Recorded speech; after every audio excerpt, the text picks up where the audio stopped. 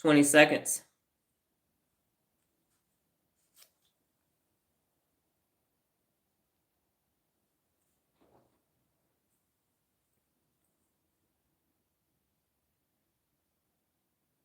$35 seconds.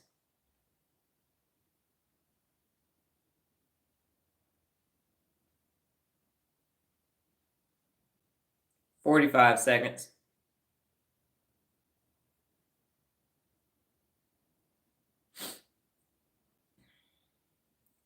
55 seconds. 3, 2, 1. Time. Okay. Nola, you said growing because you have to do all four to do it. Reading, learn, and change. Kevin said reading. It is the effect of the other two. Regina said, I value growing because I want to expand my cognitive abilities. And my answer is reading as well, because reading will make me learn, grow, and change. So now the results. Yes. So we all had, and Kevin and I had similar answers. And then Nola and Regina had similar answers, but for different reasons.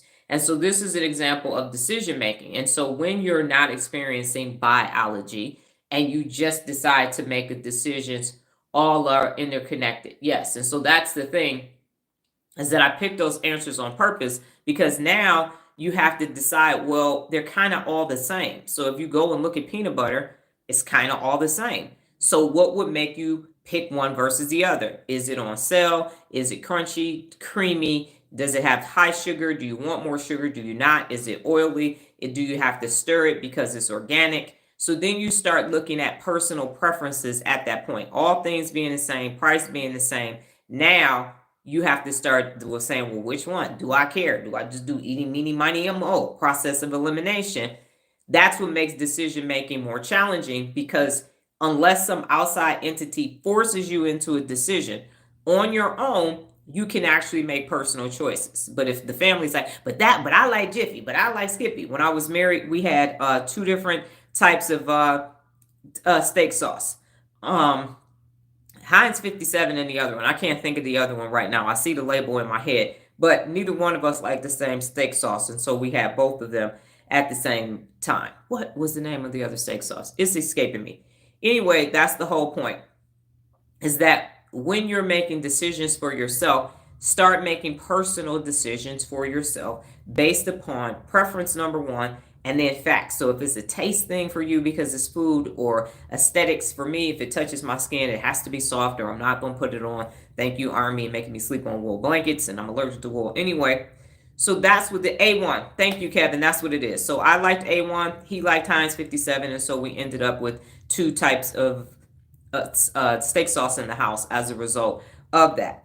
So when you're making decisions, if you have to make major decisions, as I've always said, get a piece of paper, pros and cons, sleep on it, and make the best decision possible. Always be objective in all of your decision making, because when you do that, people can't come back and talk you out of your decision without new information, new logic, and new reasons.